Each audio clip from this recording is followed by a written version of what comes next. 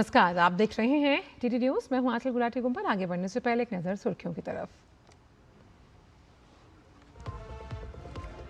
5 देशों की यात्रा के दूसरे चरण में देर रात नीदरलैंड्स पहुंचे प्रधानमंत्री नरेंद्र मोदी आज किंग विलियम अलेक्जेंडर और प्रधानमंत्री रॉब जेटन के साथ करेंगे मुलाकात। दोनों देशों के बीच सेमीकंडक्टर, आर्टिफिशियल इंटेलिजेंस और ग्रीन हाइड्रोजन जैसे क्षेत्रों में हो सकते हैं महत्वपूर्ण समझौते।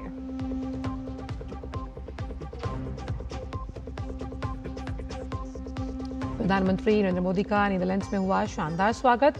प्रधानमंत्री को देखकर अभिभूत हुआ भारतीय समुदाय। मोदी मोदी के नारों से गूंजा द हेग।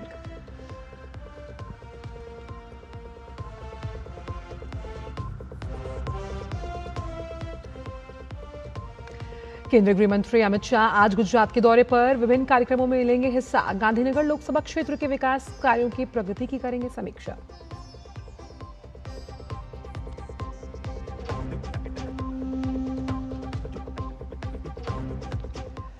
पश्चिम बंगाल में जाति प्रमाण पत्रों की होगी दोबारा जांच। शुभेंदु सरकार ने सभी जिला अधिकारियों को दिया पुनः सत्यापन का निर्देश। 2011 से अब तक 1.69 करोड़ जाति प्रमाण पत्र हुए जारी।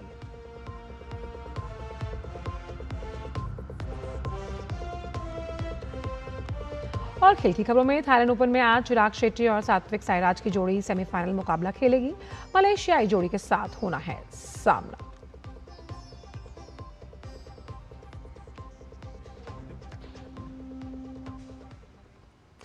और आइए जान लेते हैं सभी खबरों को विस्तार के साथ।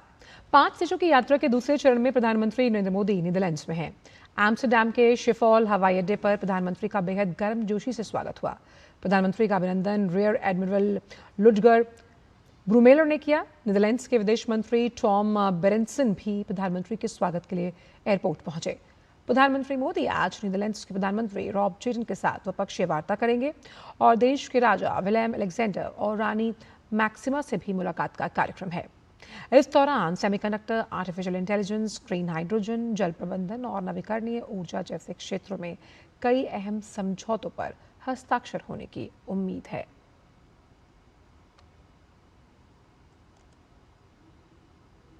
प्रधानमंत्री नरेंद्र मोदी का नीदरलैंड्स के द हेग में भव्य स्वागत हुआ। होटल पहुंचने पर भारतीय समुदाय ने प्रधानमंत्री का जोरदार अभिनंदन किया। लोगों ने जय श्री राम, भारत माता की जय और मोदी मोदी के नारे लगाए। प्रधानमंत्री ने सभी का अभिवादन किया और इस प्रेम के लिए आभार जताया।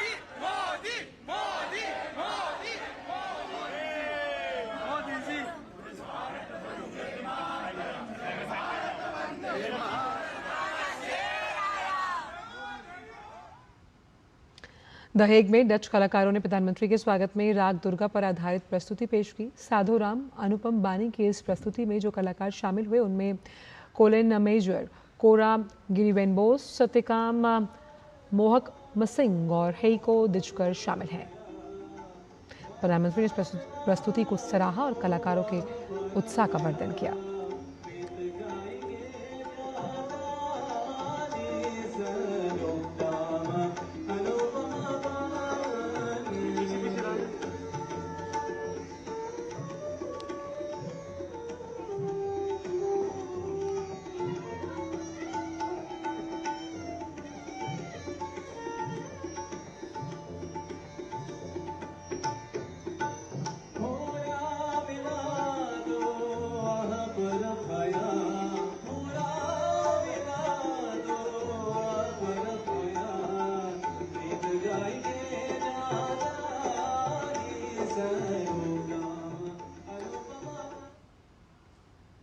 It was very blissful and a very special occasion to perform for Modi ji. We were very honored and grateful for the opportunity, especially to promote the beauty and depth of classical Indian music and devotional music, because devotion, bhakti, is a very special thing. And I thank India for everything it has given us.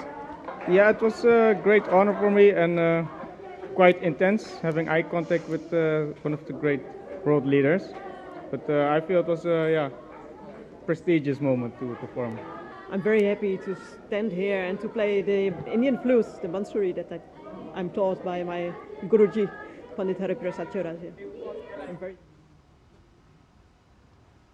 दहेग में प्रधानमंत्री के अभिनंदन में शास्त्रीय नृत्य की भी प्रस्तुति हुई। राग देश पर आधारित इस प्रस्तुति में 9 कलाकार शामिल हुए।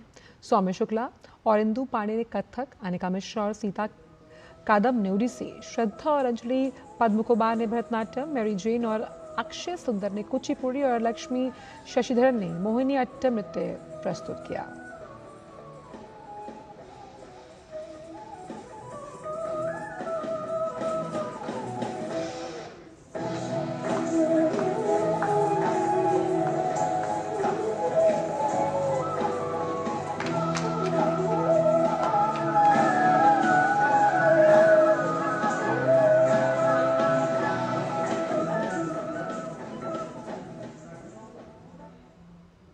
बहुत ही प्राउड फीलिंग थी, proud to be Indian, proud to be part of an art form which is so deep rooted. इतने सेंचुरी से हम जो आर्ट फॉर्म कर रहे हैं उसको प्रेजेंट करने का हमें मौका मिला, तो हम बहुत ही खुश थे। और प्रधानमंत्री जी जिस तरह से इंटेंसली हमारे आर्ट को अप्रिशिएट कर रहे थे, हमें ऐसा लगा कि हमारी मेहनत रंग लाई है। We all were lucky to be here and witness this amazing moment where Modi ji was right in front of us.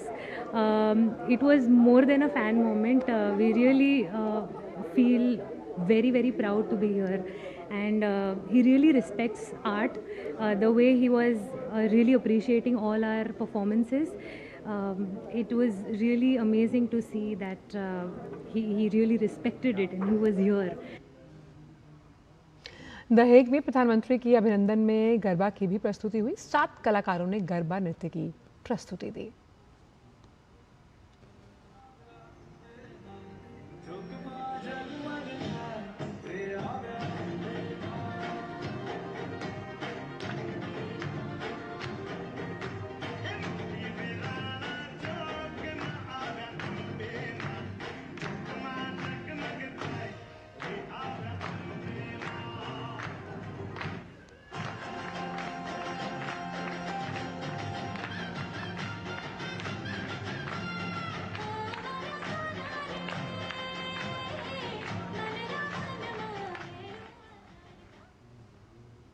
सामने देखा, उनके सामने परफॉर्म किया, इससे बड़ी खुशी, इससे बड़ी अपॉर्चुनिटी हो ही नहीं सकती है। यहाँ नीदरलैंड में रह के उनके सामने गरबा परफॉर्म करना ये बहुत बहुत बड़ी अपॉर्चुनिटी है, बहुत बड़ी बात है, मतलब बता नहीं सकते हम लोग। हमने बहुत हार्ड प्रैक्टिस की थी और now it finally paid off, so we are really happy as well. बहुत ही खुशी हुई कि हम लोग खुद उनके सामने गरबा प्रेजेंट कर पाए, स्पेशली नीदरलैंड्स में आके पूरी इंडियन कम्युनिटी, ये हम कुछ गुजराती है, कुछ तो गुजराती नहीं है, फिर भी उनके लिए सबने मिलके गरबा किया। सच में बहुत खुशी हुई हम लोग को।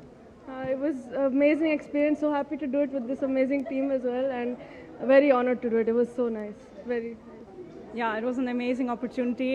We got all the energy as soon as we saw him, and I still can't believe it.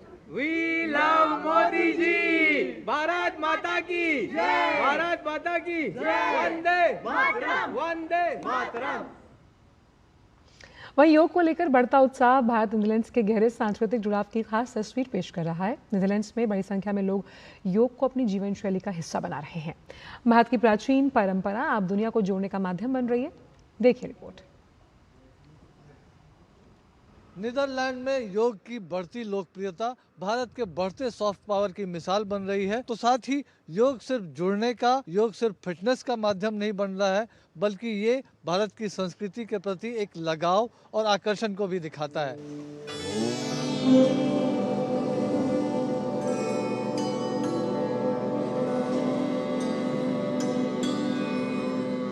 I was very inspired by the authentic way of doing yoga, with a mix of action and relaxation, and that it calms your mind.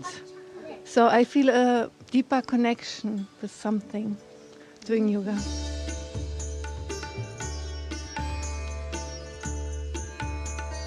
I was inspired at first by seeing people doing yoga, I think, and then I liked that I didn't have to go outside to do a lot of movements, but I could also do it at home. I didn't know anything more than just some asanas and in a way a physical exercise, I guess. And so when I started to deepen my practice and to learn more about theory, and that has a direct connection to Indian culture. I've been to Mumbai quite a number of times, and I've never been to a yoga class, so first time. So I'm enjoying a yoga class as much as I enjoy Indian food.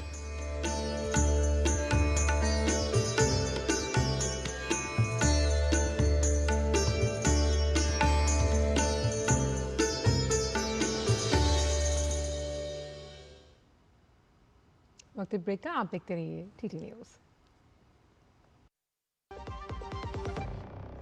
Master जी नमस्ते। 2 dresses बनानी है, ठीक है? ऐसा कुछ, एक में pop sleeves रखना डोरी के साथ और दूसरी में ना सलवार पे मस्त साइड प्लीट्स कर देना। शर्ट को एकदम शॉर्ट लेंथ रखना क्रॉस प्रिंटेक्स के साथ और दुपट्टे पे ना स्कैलप्स से मस्त सी फैंसी लेस कर देना। लेकिन मास्टर जी 4 दिन में पार्टी है, बन जाएगी ना पक्का? हो जाएगा। कैसे? Just looking like a wow. Fashion changes हमेशा, उषा हमेशा। जब धरती चीर कर निकलता है लोहे का पत्थर और मिलता है मोंगिया के जोश से, फिर तपता है, पिघलता है और बनता है फौलाद। अब होता है सरिया सारी खूबियों के साथ। मोंगिया स्टील, मजबूत देश का मजबूत सरिया।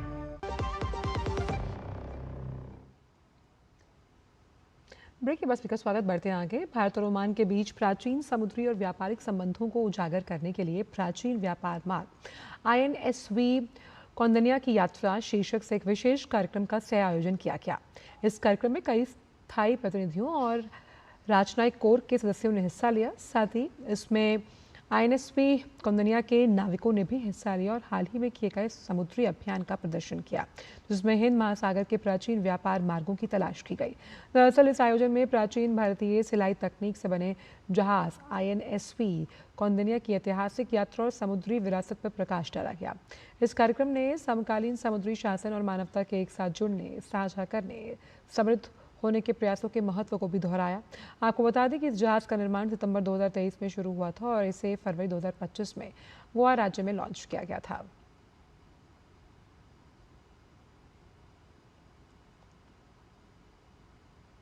सिक्किम के 50वें राज्य स्थापना दिवस पर प्रधानमंत्री नरेंद्र मोदी ने राज्यवासियों को बधाई देते हुए एक्स पर लिखा, राज्य स्थापना दिवस पर मेरे सभी बहनों और भाइयों को हार्दिक शुभकामनाएं। भारत के विकास में सिक्किम के योगदान को हम अत्यंत महत्व देते हैं।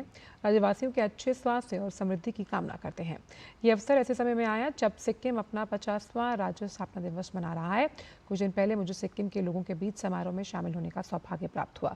सिक्किम में मुझे जो स्नेह और मिला वो मेरी स्मृति में हमेशा रहेगा। इन सरकार आने वाले समय में भी सिक्किम के विकास में सहयोग जारी रखेगी।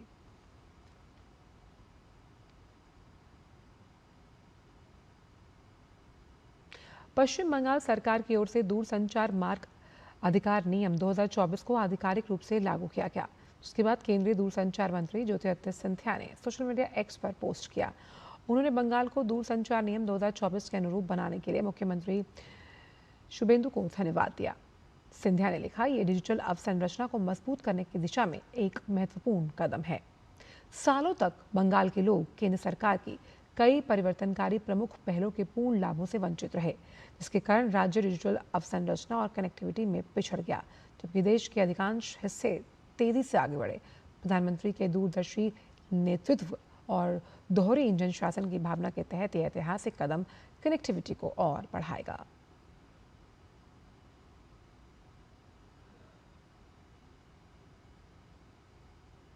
आपत्तिजनक बयान मामले में टीएमसी सांसद अभिषेक बैनर्जी की मुश्किलें बढ़ गई हैं। अभिषेक बैनर्जी के खिलाफ विधाननगर साइबर थाने में एफआईआर दर्ज हुई है। अभिषेक बैनर्जी पर चुनाव प्रचार के दौरान भड़काऊ भाषण देने, डीजे बजाने को लेकर विवादित टिप्पणी करने और केंद्रीय गृह मंत्री अमित शाह के खिलाफ आपत्तिजनक बयान देने का आरोप है। अभिषेक बैनर्जी के खिलाफ ये शिकायत महेशतला, हरिणघाटा और नंदीग्राम की चुनावी सभाओं के वीडियो क्लिपिंग्स के आधार पर दर्ज हुई है।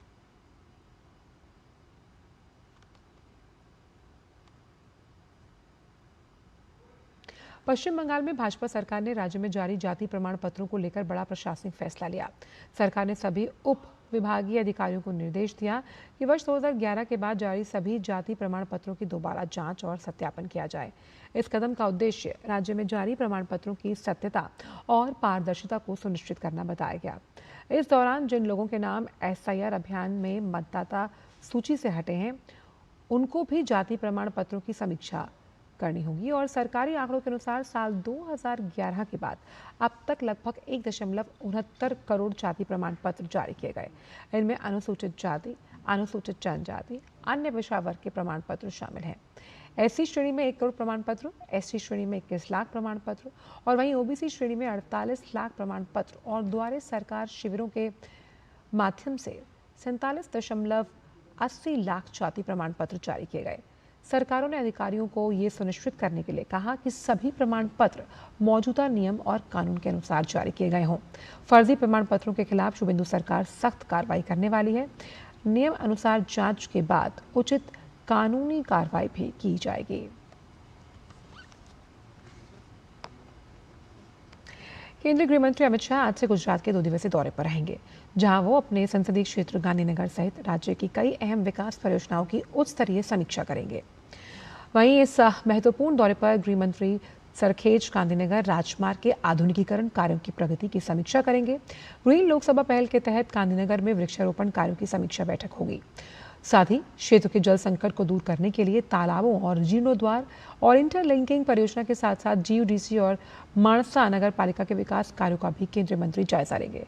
इसके अतिरिक्त अमित शाह सार्वजनिक अस्पतालों के कामकाज, रामशे बालक खिलेशे बालक अभियान के अंतर्गत खिलौना संग्रह अभियान की प्रगति और घाटलोडिया, विजलपुर, नारायणपुरा और साबरमती विधानसभा क्षेत्रों के नवनिर्वाचित पार्षदों के साथ अहम बैठकें भी करने वाले हैं। खबर मध्य प्रदेश से, जहां के हाईकोर्ट की इंदौर बेंच द्वारा भोजशाला स्थल को मंदिर घोषित किए जाने के बाद लोग पूजा अर्चना के लिए वहां पहुंच रहे हैं। दरअसल शुक्रवार को मध्य प्रदेश हाईकोर्ट ने भोजशाला को देवी वाग्देवी सरस्वती मंदिर बताया। माना जाता है कि परमार अंश के महान राजा भोज ने इस स्थल को ज्ञान, संस्कृति, देवी वाग्देवी की आराधना का प्रमुख केंद्र बनाया था।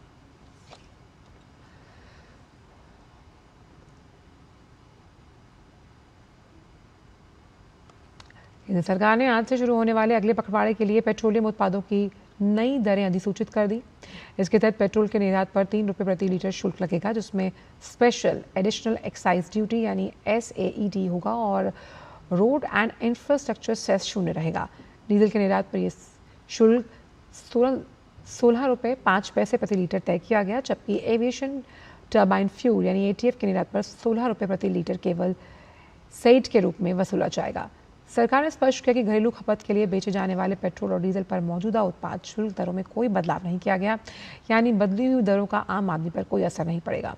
पश्चिम एशिया संकट के बीच देश में पेट्रोलियम उत्पादों की पर्याप्त उपलब्धता बनाए रखने के लिए केंद्र सरकार दरों में बदलाव कर रही है। अंतर्राष्ट्रीय बाजार में कच्चे तेल, पेट्रोल, डीजल और ATF की औसत कीमतों के आधार पर हर 15 दिन में इन दरों की समीक्षा की जाती है।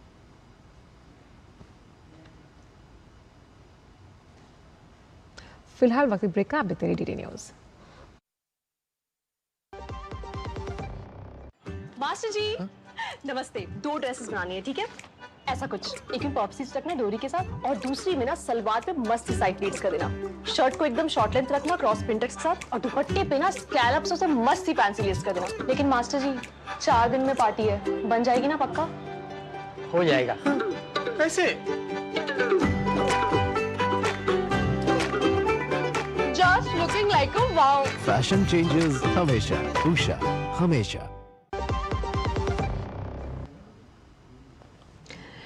ब्रेक के बाद का स्वागत। बढ़ते हैं आगे। भारत की प्राचीन सांस्कृतिक धरोहरों की वापसी का सफर पिछले एक दशक में जोर पकड़ रहा है। 2014 के बाद प्रधानमंत्री नरेंद्र मोदी के नेतृत्व में खोई हुई कलाकृतियों को वापस लाने का अभियान शुरू हुआ और अब तक 666 वस्तुएं भारत को लौटाई जा चुकी हैं। America, Britain, Australia, Canada, Germany, Italy और थाईलैंड जैसे देशों ने इन धरोहरों को भारत को सौंपा, जिसमें हर वस्तु भारत की संस्कृति और पहचान का हिस्सा है। देखिए रिपोर्ट। भारत की मिट्टी में जितनी पुरातन संस्कृति, इतिहास और धरोहरें समाई हैं, उतनी शायद ही दुनिया के किसी और कोने में हो। लेकिन सदियों की गुलामी और तस्करी ने हमारी इस धरोहर को बुरी तरह लूटा है। मंदिरों की मूर्तियां, शिल्पकृतियां और अनमोल विरासत की चीजें विदेशों के संग्रहालयों और निजी कलेक्शन में सजती रही हैं। लेकिन भारत की खोई विरासत अब वापस लौट रही है। दुनिया के अलग अलग संग्रहालयों, निजी कलेक्शनों और तस्करों के नेटवर्क में बिखरी भारत की प्राचीन धरोहरों को वापस लाने की मुहिम में मोदी सरकार ने पिछले एक दशक में बड़ी सफलता हासिल की है, जिसमें अब तक कुल 666 प्राचीन वस्तुएं भारत वापस लाई जा चुकी हैं। ये सिर्फ संख्या नहीं, बल्कि हर एक कलाकृति भारत की आत्मा से जुड़ी कहानी को लेकर आई है। हाल ही में अमेरिका से पवित्र पुरातन वस्तुओं की वापसी भारत की सभ्यतागत स्मृति की पुनर्स्थापना का प्रतीक है और प्रधानमंत्री नरेंद्र मोदी के नेतृत्व में राष्ट्र की सांस्कृतिक विरासत को पुनर्प्राप्ति और संरक्षण के प्रति सरकार की अटूट प्रतिबद्धता को दर्शाता है। वापस लाई गई कांस्य प्रतिमाओं में लगभग 990 ईस्वी की चोल काल की शिव नटराज प्रतिमा, 12वीं शताब्दी की शिव और पार्वती की प्रतिमा और 16वीं शताब्दी की विजयनगर काल की संत सुंदरार और परवई की प्रतिमा शामिल है। मूल रूप से तमिलनाडु के पवित्र मंदिर की ये प्रतिमाएं 20वीं शताब्दी के मध्य में अवैध रूप से भारत से बाहर ले जाई गई थी। 2016 से लेकर 2023 तक अमेरिका ने भारत को कुल 578 सांस्कृतिक कलाकृतियां लौटाई। यह किसी भी देश द्वारा भारत को लौटाई गई सबसे बड़ी संख्या है। जून 2016 में प्रधानमंत्री की अमेरिका यात्रा के दौरान 10 प्राचीन वस्तुएं वापस आईं। 2021 की यात्रा में 157 कलाकृतियां लौटी और 2023 में 105। ये दिखाता है कि जब नेतृत्व में आत्मविश्वास और दृढ़ संकल्प होता है तो खोई हुई धरोहर भी वापस लाई जा सकती है। इतना ही नहीं, ऑस्ट्रेलिया से लेकर Germany, Singapore, Britain, Italy, Thailand और कनाडा तक के कई देशों ने भारत को उसकी अपनी विरासत वापस सौंपी। 2014 में ऑस्ट्रेलिया से पहली बार 2 प्राचीन वस्तुएं लौटी। इसके बाद 2015 में कनाडा और जर्मनी से, 2017 और 2018 में अमेरिका और ब्रिटेन से, 2019 में फिर ब्रिटेन से और 2020 में ऑस्ट्रेलिया व ब्रिटेन से कई धरोहर वापस लौटी। 2021 में ये सिलसिला और तेज हुआ। ब्रिटेन और कनाडा ने कुछ और वस्तुएं लौटाई, लेकिन सबसे बड़ा योगदान अमेरिका का रहा, जिसने एक साथ 157 प्राचीन वस्तुएं वापस की। फिर 2022 में ऑस्ट्रेलिया से 29 धरोहरें वापस हिंदुस्तान आईं। 2023 में अमेरिका से 105, ब्रिटेन से 7 और इटली से 1 प्राचीन वस्तु वापस भारत आई। आज भारत गर्व से कह सकता है कि उसकी खोई हुई धरोहरें अब घर लौट रही हैं और ये सिर्फ विरासत की वापसी नहीं, बल्कि आत्मगौरव की पुनर्स्थापना है। Bureau report, DD news. Thailand open में आज चिराग शेट्टी और सात्विक साईराज की जोड़ी सेमीफाइनल मुकाबला खेलेगी। भारतीय जोड़ी का सामना मलेशियाई जोड़ी के साथ होगा और इससे पहले खेले गए क्वार्टर फाइनल मैच में सात्विक चिराग ने जापान के ताकुमी नोमुरा और युइची शिमोगामी की छठी वरीयता प्राप्त जोड़ी को 21-12, 21-13 से मात देकर अंतिम 8 में जगह बनाई। आईपीएल में आज कोलकाता नाइट राइडर्स और गुजरात टाइटंस आमने सामने होंगे। ये मुकाबला कोलकाता के ईडन गार्डन्स में खेला जाएगा। टेबल में 8वें पायदान पर मौजूद कोलकाता के सामने करो या मरो की स्थिति है। प्लेऑफ की दौड़ में बने रहने के लिए कोलकाता को अपने बाकी के सभी मैच जीतने होंगे। वहीं तालिका में दूसरे स्थान पर काबिज गुजरात टाइटंस 16 अंकों के साथ प्लेऑफ में जगह बनाने की दहलीज पर है। और फिलहाल समाचारों में इतना ही। दीजिए इजाजत, नमस्कार।